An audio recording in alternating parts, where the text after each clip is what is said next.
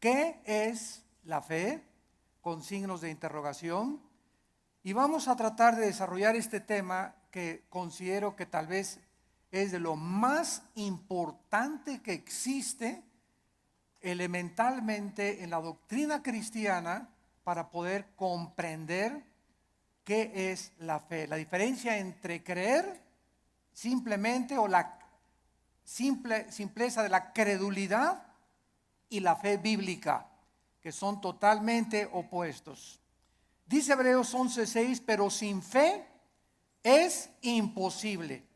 Esta palabra imposible significa que no existe ninguna otra manera de agradar a Dios.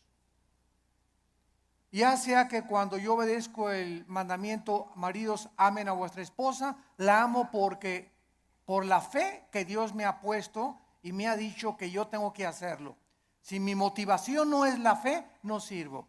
Cuando yo doy dinero a la obra de Dios, tiene mi motivación que ser por fe, agradando siempre a Dios. Amo a mi esposa porque quiero agradar a Dios. Amo a mi esposo porque quiero agradar a Dios. Doy porque quiero agradar a Dios. Siempre, siempre la fe tiene que estar detrás de nuestras acciones. Y si la fe no está detrás de nuestras acciones, no estamos agradando a Dios. Es imposible. La palabra imposible, insisto, significa que no hay posibilidad alguna de agradar a Dios de otra manera. Fíjense qué importante es esta conferencia. Y a continuación dice el Espíritu Santo, porque es necesario o es implícito que el que se acerca a Dios, ¿cómo nos acercamos a Dios? Creyendo que Él existe.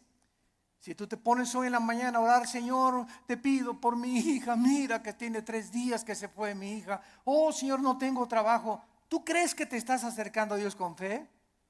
Bueno, primero tranquilízate, cálmate, tómate un chocho tal vez, ¿verdad? Para que te aplaques. Pero en un estado emocional donde está, Señor, por favor, etcétera, etcétera, es como si dijeras a Dios, tú no puedes, Señor, contestarme. Estoy lleno de aflicción y tú no puedes realmente contestarme. Pero yo me acerco a Dios y le digo, Padre, te doy gracias porque mi hija está en tus manos. Te doy gracias porque el trabajo que tengo por delante está en tus manos. Y gracias, Padre Santo, porque descargo mi corazón y al levantarnos de la oración, creemos que Dios nos escuchó.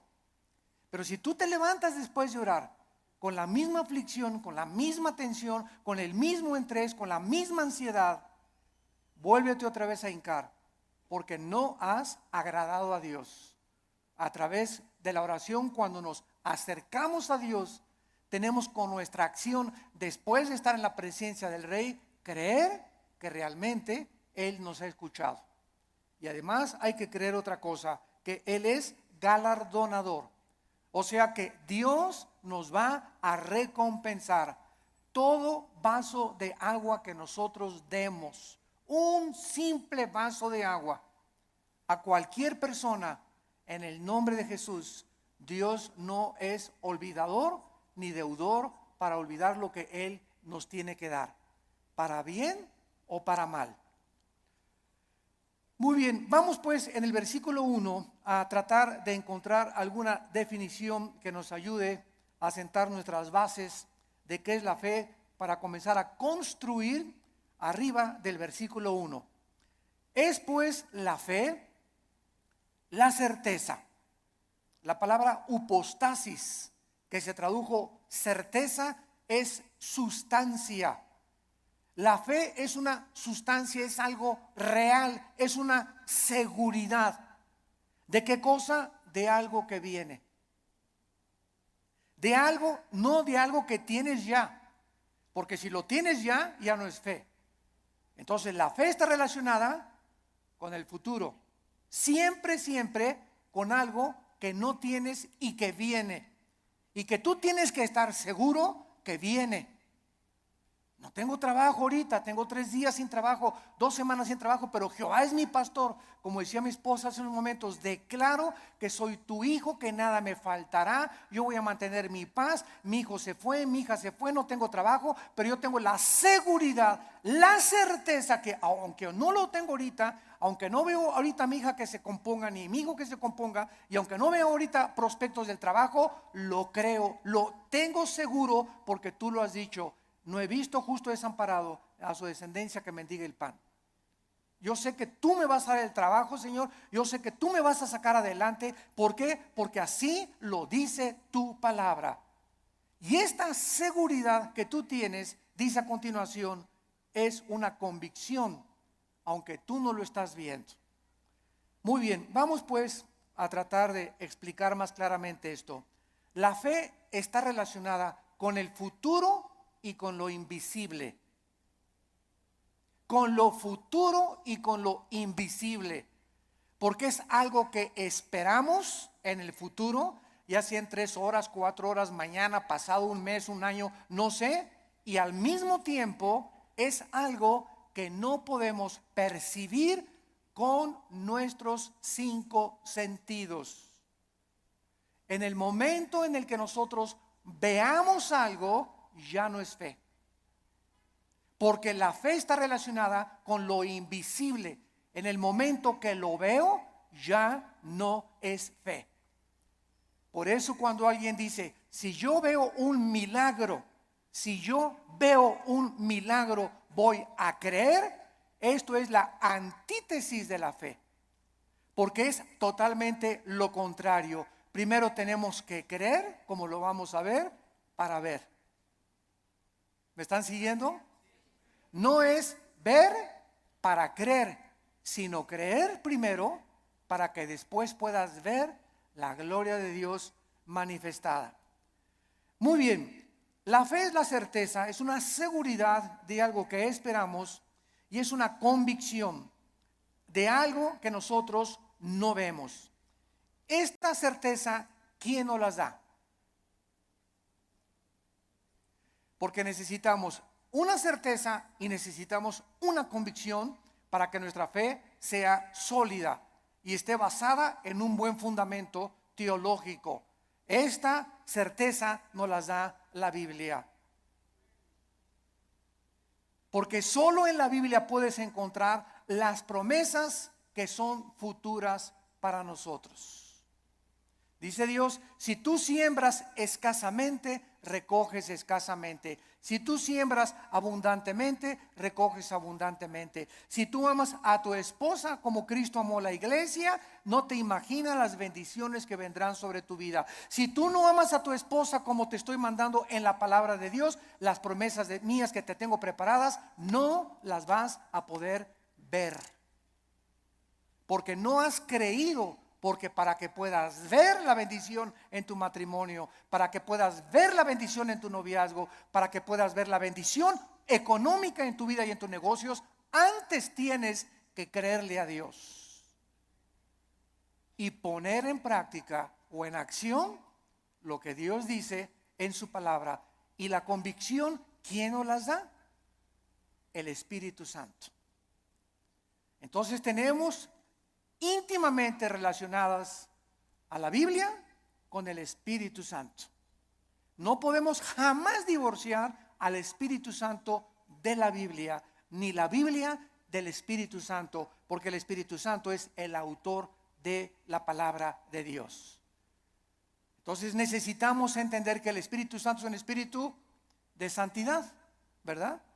Es el espíritu de verdad, es el consolador. Entonces, si yo tengo el Espíritu Santo y quiero caminar con el Espíritu Santo y Él es santo, ¿podrán caminar dos juntos si no estuvieran de acuerdo? No, ¿verdad? Para que yo camine con el Espíritu Santo, tiene que haber santidad en mi vida, porque Él es santo y me toma de la mano. Pero el momento en el que yo camino sin santidad o comienzo a caminar en pecado en la vida, inmediatamente rompo mi comunión con el Espíritu Santo. Me suelta, es tan sensible como una paloma el Espíritu Santo. Inmediatamente vuela, no se hace a un lado y me encuentro caminando yo creyendo que Dios está conmigo, creyendo que el Espíritu Santo está conmigo, y estoy caminando en la carne. Es lo que se llama caminar en la carne. Y la carne es muy consagrada, La carne es muy religiosa. La carne adora a Dios y por acá y por allá, y sin embargo podemos hacer muchas cosas sin la ayuda de Dios en nuestra vida. Muy bien, veamos ahora que entonces la fe está relacionada con dos realidades eternas e invisibles, con Dios y su palabra. La verdadera fe bíblica está limitada a la Biblia. En otras palabras, hace algún tiempo recuerdo que unas personas me dijeron: Armando, ¿por qué eres tan incrédulo? ¿Por qué no crees que el orito que está cayendo del cielo lo manda Dios y las piedras preciosas que están cayendo en nuestra iglesia son de Dios? Y yo les contesté sencillamente: porque Dios no me manda a creer eso. Yo creo lo que la Biblia dice, pero el hecho de creer cualquier fenómeno o cualquier acción, aunque sea milagrosa, no implica que sea de Dios. Porque el diablo puede hacer fenómenos y puede hacer milagros también. Entonces no me pueden nadie catalogar, ni tampoco a ti clasificarte como que eres un incrédulo y no lo crees. Claro que lo creo, pero si está en la palabra de Dios. Pero si yo encuentro en Proverbios capítulo 2 que la Biblia me manda y me dice que busque la sabiduría y no las piedras preciosas y no el oro, ¿qué me está diciendo el Espíritu Santo con estas experiencias que se están manifestando en muchas iglesias? Que estas iglesias están tanto en la carne, que está ahora siendo engañadas. Pues quieren eso, quieren circo, maroma y teatro, quieren ver milagros, pues eso les voy a dar, como hizo Dios con los judíos en el desierto. ¿Quieren comida? Pues se las voy a dar hasta que les llegue hasta aquí. Y los atascó de codornices hasta que los volvieron el estómago. Este es un juicio de Dios. ¿Por qué? Porque Dios nos busca que busquemos sabiduría y que no busquemos, ¿verdad?, las cosas que está cayendo ahorita del cielo. Y mira, hermano, le digo, es más diamantina que nada, hombre, esas menso. La fe está relacionada, está íntimamente ligada a la Biblia. Nuestra fe no es un trapo ungido. Hermano, voy a ir al río del Jordán. Y cuando vaya a Israel, voy a meter una botellita el agua del Jordán y me la voy a traer y me la voy a echar cuando esté enfermo. O la voy a poner ahí, ya casi una veladora. Voy a traer agua del Jordán y me voy a bautizar del río Jordán. El agua del río del Jordán y el agua del río Bravo y el agua del río Nilo y el agua del río Támesis en Inglaterra es exactamente igual. El río Jordán no tiene propiedades milagrosas.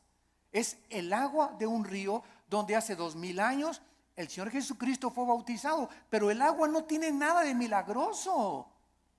El río es como cualquier otro río, y el hecho que Jesús y el Bautista hayan bautizado ahí no significa que va a ser agua milagrosa. Estamos retrocediendo otra vez a Roma, a la agua bendita. Antes entraba a la iglesia y le metía la mano y me hacía por mí que agua bendita, porque le hicieron así y le atribuían propiedades milagrosas. Esto se llama hechicería. Esto es vulgar hechicería, atribuirle a un objeto, a agua, trapitos o cualquier cosa, poderes milagrosos. Esto es hechicería. Los brujos usan cosas y collares y amuletos, talismanes, patas de conejo. Todo eso está relacionado con el mundo del ocultismo, no con la Biblia. Y les hablo tan claro como el azul del cielo hoy en la mañana, sin tapujos y derecho y a la yugular. Ya no podemos andar con rodeos. Ya no podemos andar diciendo que tenemos que hablar al pan pan y al vino vino. Tú tienes que entender ya claramente qué es la fe. Y ya no estar poniendo un objeto como hace algún tiempo. Me vende un trapito y ahí va la gente y compra el trapito ungido. O te mando este anillo que lo compré en Jerusalén. O este collar que tiene propiedades y porque este predicador en tal parte lo anunció, y van y lo compran y se lo cuelgan y le atribuyen propiedades milagrosas, o ponen el trapito debajo de la almohada y se les va a quitar el dolor de cabeza, o va a traer que la maldición se va a ir de su casa. Todo eso está relacionado con el mundo de la hechicería. Eso ya no es fe. Y esa hechicería está entrando a las iglesias cristianas. ¿Por qué?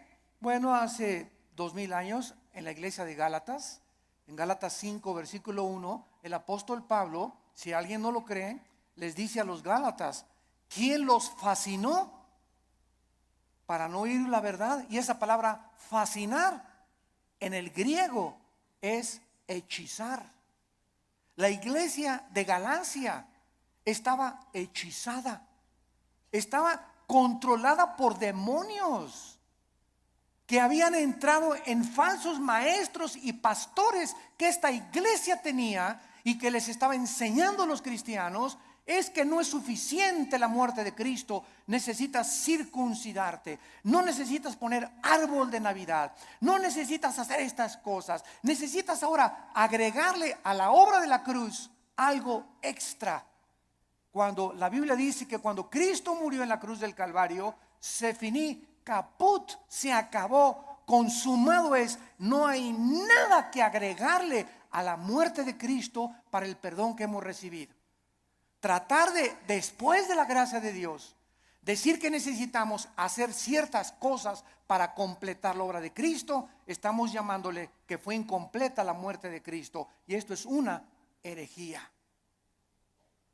Hace algún tiempo, bueno, más bien no algún tiempo, hace algunos días, me entrevistaron en un programa de televisión. Y una de las preguntas que siempre me hacen en Colombia, en Guatemala, donde quiera que voy, es: ¿qué se pierde la salvación? Siempre me preguntan esa pregunta. ¿Por qué? Porque el 65-70% de la cristiandad cree que se pierde la salvación. ¿De dónde sacaron esta doctrina? De un hombre llamado Jacobo Arminio, que enseñó, y porque hay 5 versículos de la Biblia, nada más 5 contra más de 500 versículos en la Biblia que enseñan que la salvación no se puede perder. Además que es ilógico teológicamente. Entonces, estos 5 versículos parecen enseñar que la salvación se pierde, como si que te borraré del libro de la vida y que te apartaré y la rama, Juan 15, serán cortados, etcétera, etcétera, que parece indicar que la salvación se pierde. O segunda de Pedro capítulo 2, 22 al 24, que el perro regresa a su vómito, la puerca lavada a lavarse en el lodo. Pero sin embargo, cuando estudiamos estos versículos, nos damos cuenta que los sacaron de su contexto. Miren, es tan simple como esto. Cuando una persona dice que se pierde la salvación, ¿qué está diciendo? Síganme con cuidado. Está diciendo que al llegar al cielo, Pedro le va a decir: a ver, Pancho Pantera, ¿por qué te voy a dejar entrar al cielo? Y tú le vas a contestar: por la gracia de Dios, más me porté bien. Igual a la salvación. Eso es lo que se está diciendo. O sea que la gracia de Dios no fue suficiente. Ahora que ya soy salvo, necesito portarme bien, porque si no me porto bien, pierdo la salvación. Entonces, ¿qué salvación nos dio Dios? ¿Temporal o eterna? Dicen Hebreos 9 y Hebreos 10 que nos hizo eternamente perfectos y santificados. En el momento que recibes a Cristo, recibes la eternidad. Estamos ya en el reino de Dios espiritualmente. La eternidad está dentro de nosotros ya. Pero, y ahora en segundo lugar, ¿por cuántos pecados? Apunta todo esto para que te defiendas. ¿Por cuántos pecados murió Cristo en la cruz? ¿Por los pasados, por los presentes o por los futuros? Por los pasados, los presentes y los futuros. Entonces, si existe un pecado que diga que nos hace perder la salvación, Cristo tendría que volver a morir. Cristo tendría que volver a pagar por ese pecado que te hizo perder la salvación. Porque la muerte de Cristo solamente te perdonó los pasados, pero los que tú cometas, tú eres responsable. Y si hay alguno que cometas, entonces Cristo tiene que volver a morir. Y entonces ya Cristo no murió por los pecados pasados, presentes y futuros, sino solamente por los pasados. Porque los que estás cometiendo, tendría Cristo que estar muriendo muchas veces para estar pagando por ellos. Ahora, si tú cometiste un pecado que te hace perder la salvación, la pregunta de los 64,000 pesos es, ¿cuál es, Pancho? ¿Qué pecado nos hace perder la salvación? Dice 1 Juan, la sangre de Cristo nos limpia solo de algunos. Eso dice, ni el homosexualismo, ni el divorcio, ni el transexualismo, ni el robo, ni el crimen, ni el asesinato, ninguno de estos pecados es el pecado imperdonable. Ninguno de estos pecados es la blasfemia contra el Espíritu Santo. El único pecado que no tiene perdón no lo pueden cometer los cristianos, solo los no cristianos, que es la blasfemia contra el Espíritu, rechazar la gracia de Dios. Hechos 7, 51 y 52, que es el pecado que cometieron los fariseos. Que después de ver, después de oír al Hijo de Dios, después de oír la predicación de la palabra, no te quiero, no te quiero, no te quiero. Pero un cristiano, 1 Corintios 12, 2, no puede por el Espíritu ni siquiera blasfemar o maldecir al Espíritu Santo. Antes de ser cristianos, todos blasfemamos el nombre de Dios. Todos blasfemamos contra el Espíritu Santo antes de ser cristianos, ¿no es verdad? Todos cometimos pecados tremendos. Ahora, cuando nos muramos, otra pregunta, cuando nos muramos, ¿cuántos van a morir perfectos? ¿Dónde está San Anastasio por aquí? O Santa Rita de Casia. Cuando muramos, vamos a morir en pecado. A lo mejor hoy en la mañana le grité a mi esposo y me muero a las 2 de la tarde, ya me morí en pecado. A lo mejor hiciste una mentira a las 3 de la tarde y te da un ataque al corazón a las 7 de la noche, ya te moriste en pecado. Te pasaste un alto, ya te moriste en pecado si chocas. Todos nos vamos a morir con algún cierto de pecado, pero esos pecados ya fueron puestos en la cruz del Calvario. Entonces tendríamos que ir al purgatorio para pagar por esos pecados con los que morimos y no los pudimos confesar. Todo esto es absurdo y irracional teológicamente. Y podemos continuar así con los pactos, con la gracia. ¿Qué es la gracia, no? Entonces decir que se pierde la salvación es decir que es la gracia más portarme bien o hacer buenas obras para poder entrar al cielo. La fórmula está equivocada totalmente. Estás reprobado químicamente en la teología. La fórmula es la gracia más nada igual a la salvación. Las buenas obras que nosotros hacemos no son para salvarnos. Ya Cristo pagó por todas mis malas obras pasadas, presentes y futuras. Mis buenas obras que ahora hacemos, síganme con cuidado, Virgen del Socorro. Las buenas obras que nosotros hacemos después de la salvación solamente son para la entrega de recompensas o la pérdida de recompensas en el tribunal de Cristo. El cristiano ya no va a ser juzgado por sus obras en cuanto a la salvación, sino en cuanto a las recompensas. Y la fidelidad va a ser altamente recompensada por Dios. Un vaso de agua que hayamos dado, lo que hemos hecho en el nombre de Dios, pero no está relacionado ya con la salvación. Ya hemos sido justificados por la fe, ya hemos sido santificados y ya hemos sido glorificados desde antes de la fundación del mundo.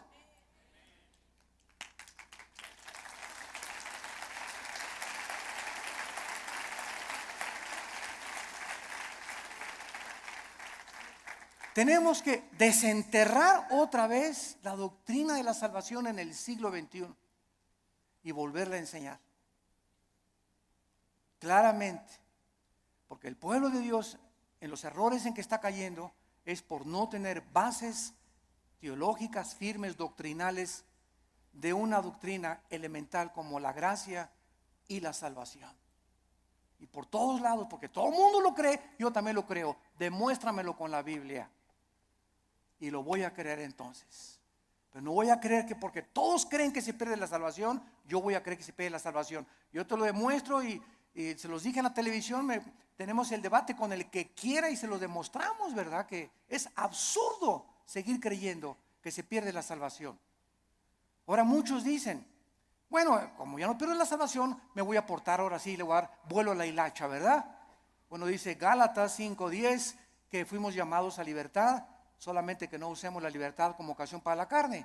La persona que dice eso, con que no puedo perder la salvación, puedo hacer lo que quiera, no es salvo. No es salvo.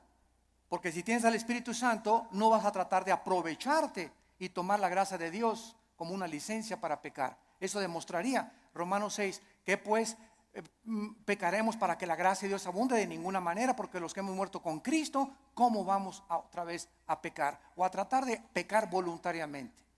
Ya demostraría que ni siquiera tenemos la salvación. Bueno, esto es importante en relación con la fe.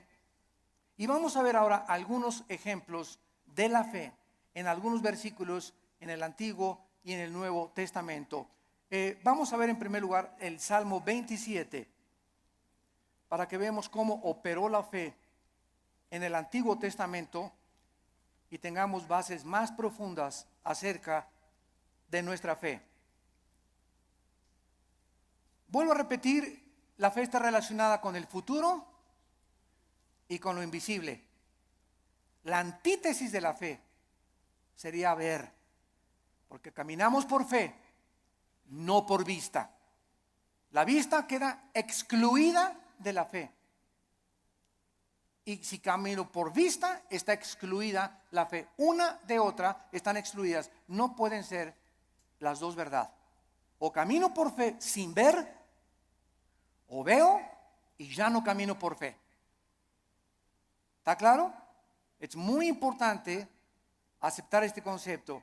Si caminamos por vista, ya no necesito la fe. Si camino por fe, no necesito la vista. Cada una excluye, insisto, la otra. Esto es contrario a lo que el mundo dice. Ver para creer. Esa es la filosofía del mundo. Esa es la dimensión en la que el mundo se mueve. Nosotros hemos entrado a otra dimensión totalmente que dice lo contrario, que necesito primero creer para poder ver.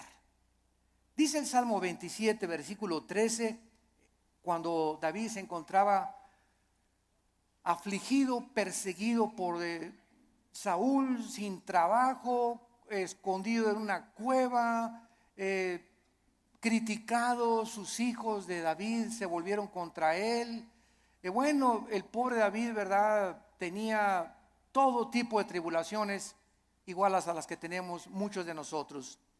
Y David nos manifiesta y nos exhibe una verdad preciosa.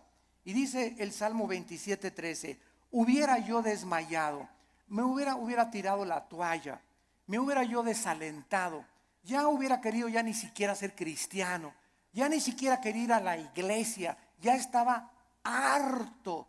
Si yo hubiera mantenido esta actitud mental, hubiera yo desmayado.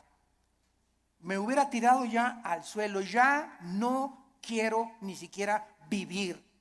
Estoy harto de todo, de mis papás, de la iglesia, de esto, del gobierno. Y sobran cosas que nos pueden llegar a pensar esto. A menos que, repito, seas San Anselmo. Pero todo cristiano llegamos a estar, ¿verdad?, hasta, decimos vulgarmente en México, hasta el gorro. ¿No te has sentido así? No levante la mano. Porque yo estoy seguro que todos la levantaríamos. Si no has experimentado esto, lo vas a experimentar cuando estés casado, o cuando no estés, o cuando nazcan los hijos, o cuando nazcan los nietos.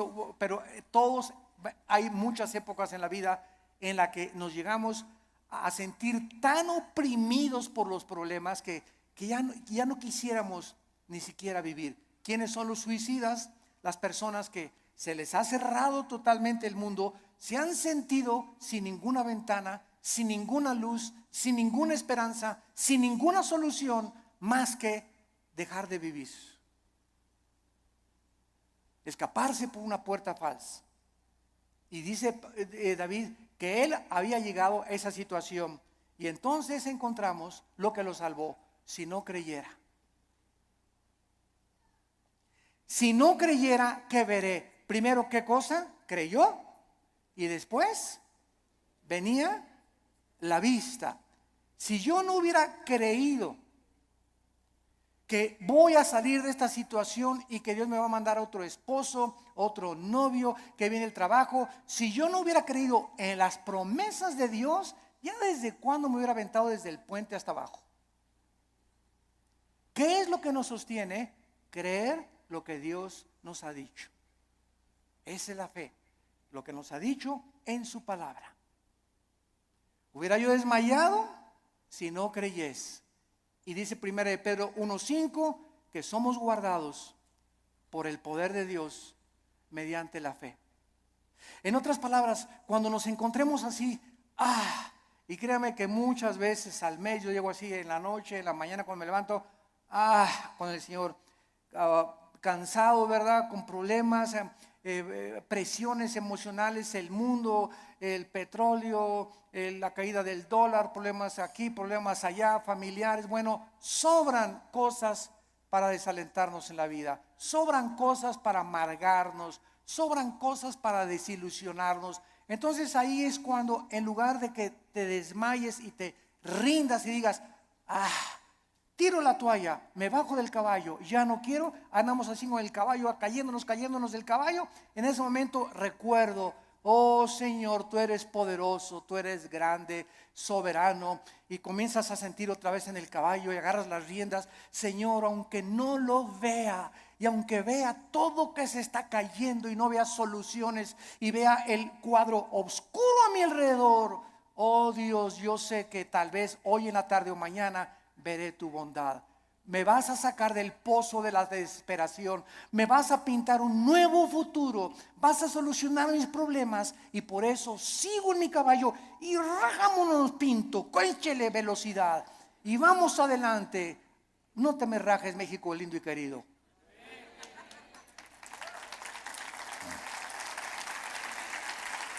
No nos echemos para atrás. Vamos 2-0. Pues ya.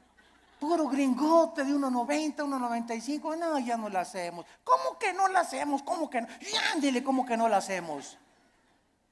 Y eso de veras nos infunde ánimo, porque es un cuadro físico de lo que espiritualmente debemos hacer nosotros. Crecernos al castigo. Ya no hay trabajo. Y nadie me quiere. Y me dicen risitos de oro, pero tengo nariz de corcholata. ¿Sabes una cosa? Bueno, ¿por qué comenzamos a sentirnos así? Porque estamos viéndonos en el espejo, porque estamos viendo la situación, porque estamos caminando por vista. Olvídate y desconéctate de lo que ves y lo que por tus 5 sentidos entran, y conéctate con la palabra de Dios. Diario ven a la Biblia en la mañana, cargar las pilas, la energía.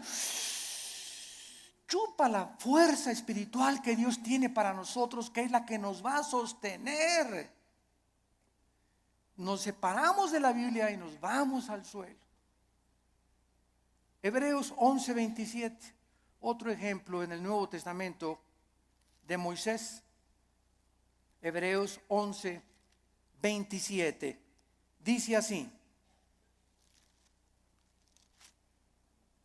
por la fe, por creer lo que Dios había dicho, porque la fe nunca la desconectemos de la Biblia. Por creer lo que Dios ya había revelado en su palabra en el Antiguo Testamento, Moisés dejó Egipto. Si él hubiera sido guiado por sus emociones, vean ustedes, el temor, que es el más grande enemigo de la fe. El temor. El temor es la antítesis de la fe, es lo opuesto de la fe. Si Moisés hubiera dicho, el rey, si me voy me va a mandar los soldados, me mata, me corta la cabeza, él es el emperador de Egipto.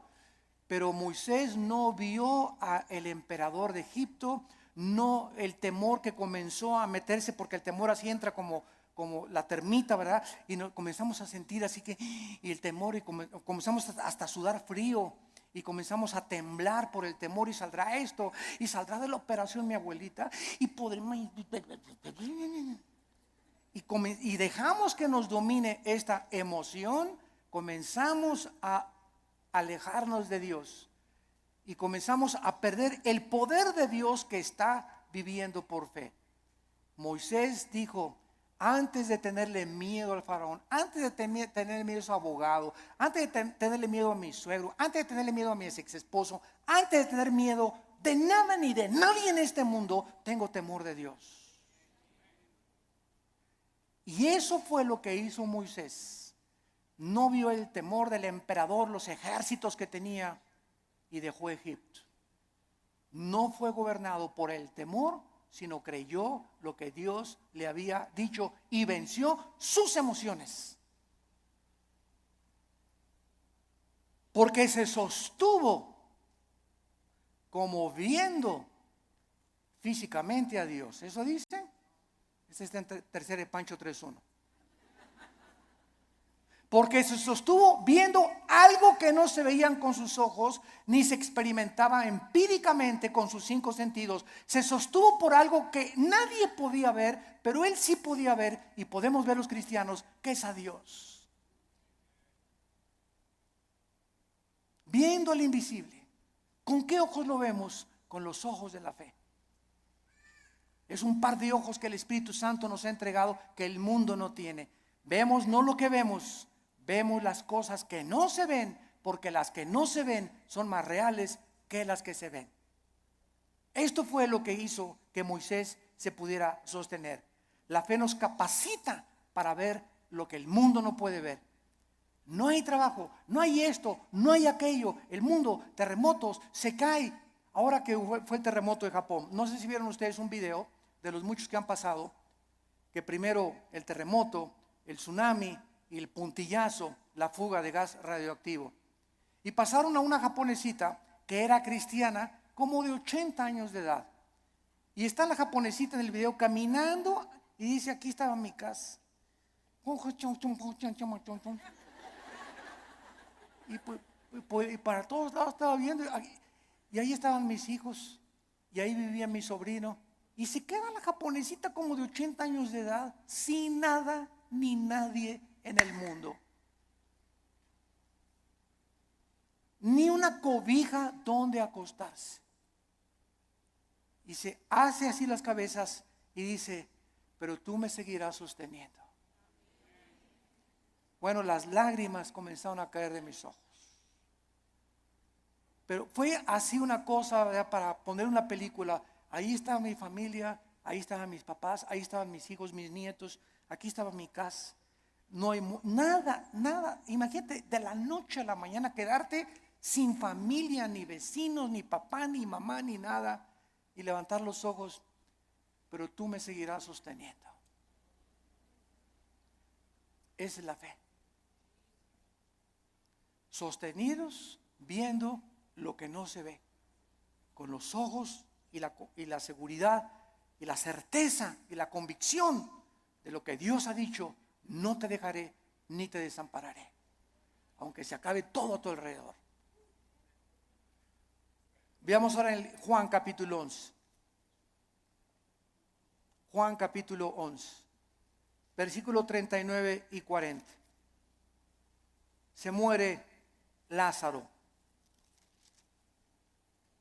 La familia de Lázaro eran las hermanas Marta y María.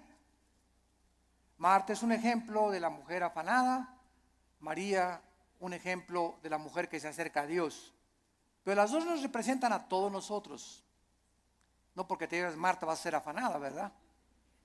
Pero es un ejemplo solamente de que todos nosotros padecemos esta debilidad, de que muchas veces queremos ver para creer, y tenemos que dominar esa tentación y ese impulso de nuestra antigua naturaleza. Entonces aquí en Juan 11:39 dijo Jesús: quiten la piedra. Marta, la hermana del que había muerto, dijo: Señor, y he de ya, porque es de 4 días. Jesús le dijo: ¿no te he dicho que si crees, verás? Ahí está otra vez. Marta, tú no tenías que haber visto que se alivió ahorita. Hemos llegado al punto que lo dejé morir, porque Cristo dejó morir a Lázaro. ¿Se acuerdan que cuando le avisaron? Señor, Lázaro se está muriendo? no hizo caso. Y era el mejor amigo de Jesús y la familia que lo hospedaba y le daba de comer a Jesús, y tenía según un cuartito especial para Jesús cuando pasaba por ahí Jesús. Y no hizo caso Jesús, y Lázaro se murió. Y ya que tenían 3 días, Jesús dice a los discípulos: vamos a donde está Lázaro. Y ahora sí, como decimos en México, ¿ya para qué? ¿Ya para qué? ¿Ya para qué? Pues ¿cómo que ya para qué? Pues eso decimos nosotros, pero no lo dice Jesús ni Dios tampoco. Y llega Jesús, los discípulos: ¿ya para qué, Señor? ¿Ya para qué? Ya pierdes tu tiempo. Y es que todo, dice Cristo, lo hice llegar a este punto, y te estoy haciendo llegar a este punto donde pierdas tu trabajo, donde tengas esa enfermedad, donde pases esto. Estoy llevando las cosas al extremo para que cuando estén en el extremo, ahí pueda yo ser grandemente glorificado por tu vida. Yo cuántas personas he visto que se enferman de cáncer y que son sanadas y que dicen: Dios mío, hasta los médicos, pero esto es un milagro. Pero si no hubiera sido esa enfermedad, no hubiera sido glorificado Dios. Si no hubieras perdido tu trabajo y un trabajo te viene milagrosamente, ¿cómo podrías decir: Señor, solo tú pudiste haberme dado este trabajo? Fue un milagro. Así como ayer la selección mexicana fue un milagro que ganara. Pero aquí no se mete, ¿verdad?, la fe. O sea, 2-0, decimos, ya al 2-0, yo ya iba a pagar la televisión. La neta. Dije, ya, otra goliza. ¿Cómo nos vamos a levantar de un 2-0 con estos gigantones de gringos, verdad? Y cuando viene y te das cuenta, ¿no? Que, caray, digo, lo que no parece, se puede convertir en una realidad. Entonces muchas veces Dios deja que lleguemos a ese 2-0 y que parezca que todo está perdido. No está perdido, porque Él es Dios y Él es alguien que ha dicho: no te dejaré, desampararé, estaré todos los días contigo hasta el fin del mundo. Podemos, aunque perdiere mi padre y mi madre, con todo Jehová no me dejará, porque Él es nuestro sostén. Y le dice Cristo a Marta: si tú crees, vas a ver la gloria de Dios. Tenemos que ver espiritualmente para poder creer. La gloria no puede venir hasta que no creamos. Por ejemplo, en el área económica, en el área matrimonial, en el área de relaciones sociales, en el área de nuestras amistades, en todo esto se cumple primero creer para ver. Dios le dice a los maridos: amen a su esposa. Tú amas a tu esposa sacrificialmente y comienzas a quitar todas las imágenes de otras mujeres de tu vida, etcétera, etcétera, y ve Dios tu fidelidad mental y espiritual, porque los pensamientos no le engañan a Dios. ¿Qué hace Dios cuando un hijo está haciendo lo que la Biblia dice porque quieres agradar a Dios? Te bendice. No te imaginas cómo te bendice. Señor, pero que tú ya tiene 20 kilos de más, Señor. ¿Cómo tú? ¿No puedes cambiar una llanta vieja por una nueva? Como dicen en Guanajuato, ¿verdad? Y sabes una cosa, que cuando estamos casados no es solamente la pasión. La pasión dura la luna de miel 3 o 4 días y dura también en el triunfo del amor. Pero todas esas pasiones que tú ves y esos enganches que se dan esas cosas no duran. Y claro que nos seguimos besando y todo, ¿verdad? Pero entonces ya entras al matrimonio y ya entras a un nivel donde no solamente es pura pasión, hay problemas y bajadas, y comienzas a entrar a una madurez donde maduras con tu esposa y te das cuenta que es una relación que tiene que durar toda la vida hasta que la muerte nos separe, porque está basada en un cordón de 3 dobleces, que es Jesucristo. Entonces ya no está basada tanto en el físico como en una relación espiritual, porque los matrimonios que duran son los matrimonios que los dos son discípulos de Cristo. Cuando dos caminan hacia Dios, es como un triángulo. Dios está en la punta del triángulo y aquí está el hombre y la mujer. Cuando el hombre y la mujer caminan los dos siguiendo a Cristo, cada vez están más cerca el uno con el otro, porque más cerca están de Dios. Y ya podemos vencer esas cosas de: cámbiame, la verdad. Oye, es que no vas a tener Miss México toda tu vida. ¿Qué querías, verdad? ¿Que tu esposa te durara así? Tiene que dar a los 50 años tu esposa, a los 60 años tu esposa, el cuerpo se deforma, igual él tiene panza de Santa Claus ya también, ¿verdad? Pero nos seguimos queriendo. Entonces nuestra antigua naturaleza demanda ver para creer, puesto que depende de los sentidos, pero no de la palabra de Dios. Y vemos en penúltimo lugar 2 Corintios 4.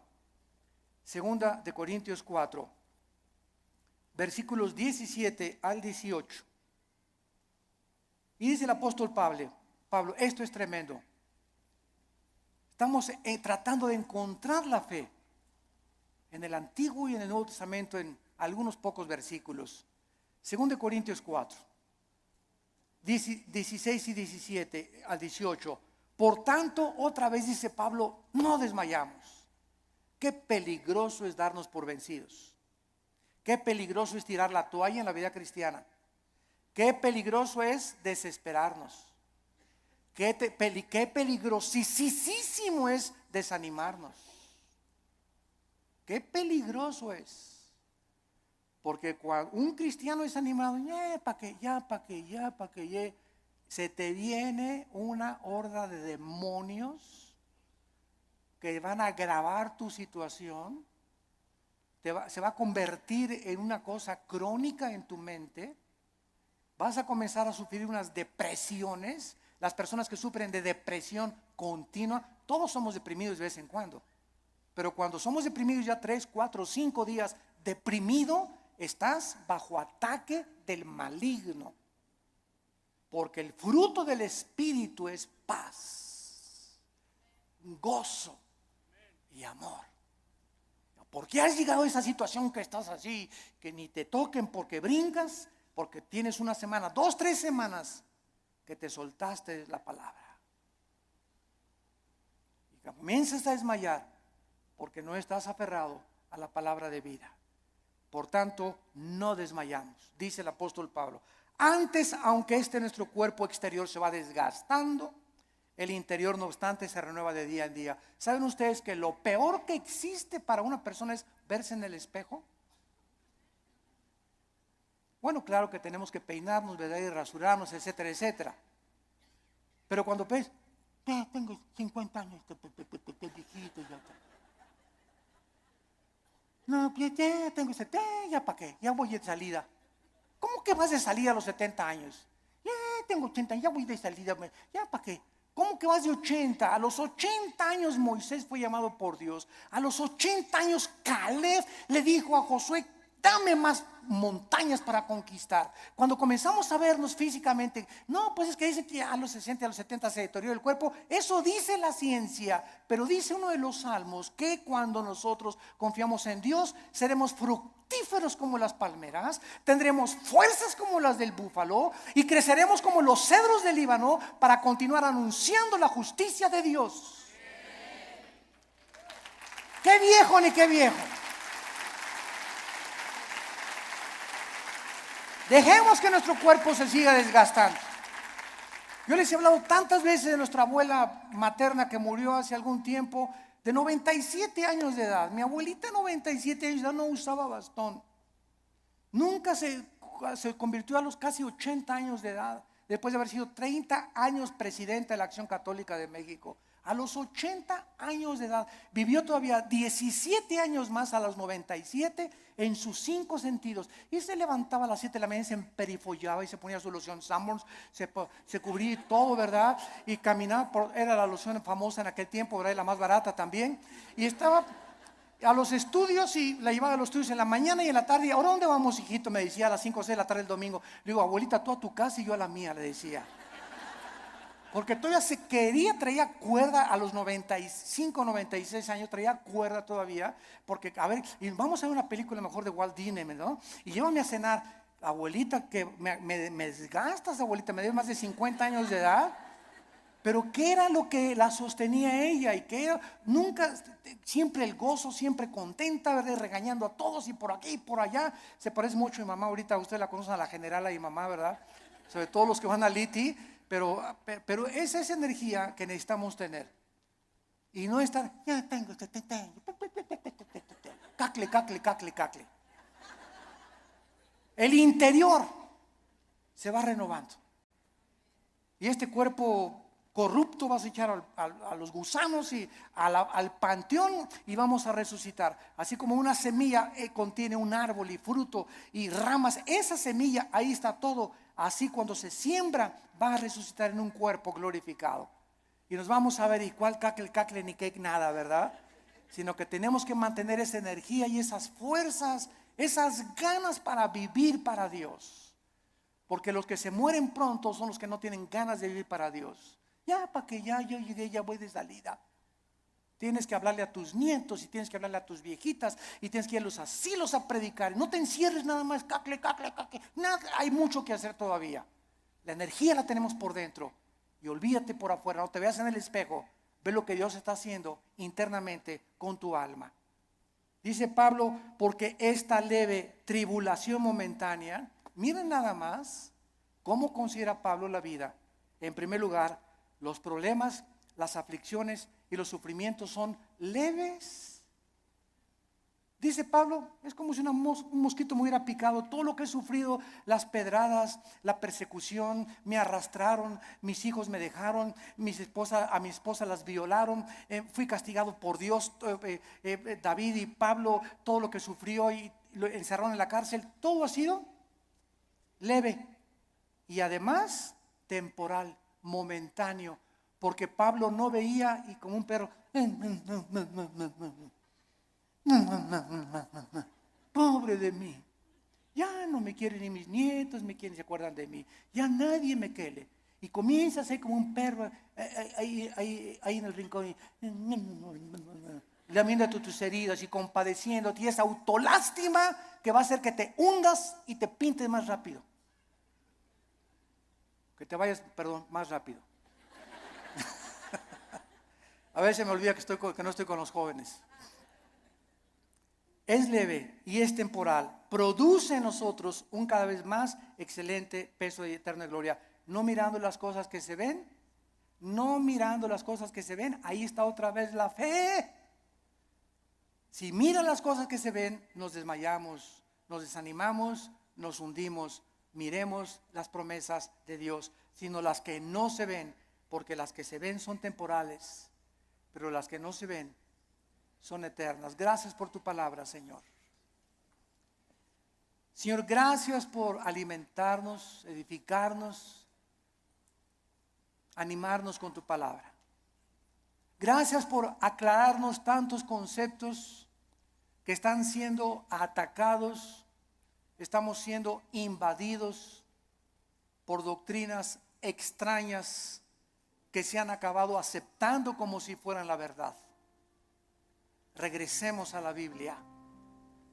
Volvamos otra vez a abrir las páginas santas de la Biblia para que el Espíritu Santo alumbre nuestro entendimiento y podamos ver la gloria de Dios en la faz de su Hijo Jesucristo. Gracias porque sin esta fe, sin creer en lo que tú nos has dicho, no existe ninguna otra manera en que te podamos agradar. Porque así tú, Señor, lo has determinado. En esta mañana muchos de ustedes que nos ven a través de la televisión y aquí presentes, tal vez eran crédulos. Y tú le llamabas fe a lo que te habían enseñado en tu familia o en tu religión, sin saber en qué estaba basada lo que te habían enseñado. Pero la fe requiere de conocimiento, porque necesitamos conocer, porque viene por el oír y el oír por la palabra, para que tenga una fe que salve tu alma. Ven a Cristo en esta mañana, entrégale tu vida diciéndole estas palabras: Señor, te doy gracias porque creo que en la cruz tu Hijo Jesús murió en mi lugar, que a los 3 días Él no se quedó en la tumba, tú lo levantaste de entre los muertos, dándome la garantía que yo también volveré a vivir juntamente con Él. Señor Jesucristo, te pido que entres a mi vida. Me arrepiento de mis pecados. Lávame con tu sangre preciosa. Sé para mí mi Señor ahora y mi Salvador, porque quiero ahora ya no vivir conforme a lo que veo con mis ojos físicos, sino con los ojos espirituales que en este momento me estás trasplantando tú para poder ver tu gloria en tu palabra. En el nombre de Jesús. Amén. Gracias a Dios por su palabra. Gracias a Dios por la Biblia.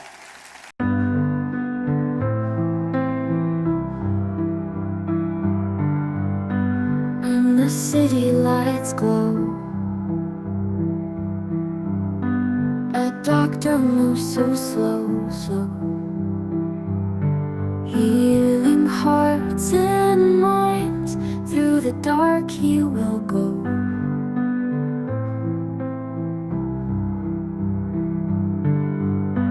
Patients come with fears, broken souls and tears. In his hands they're safe, time will mend their years. Doctor of dreams he is, healing hearts with skills. Lessons learned in pain, life's a spinning wheel.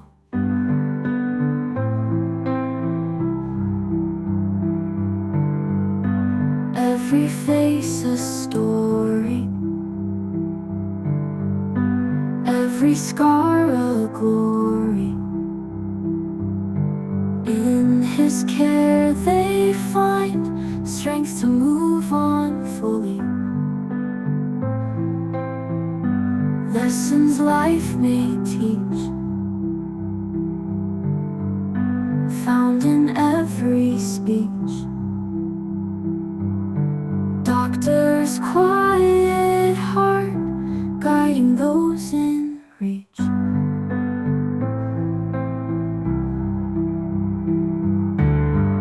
Sleepless nights he fights, under moon's soft lights.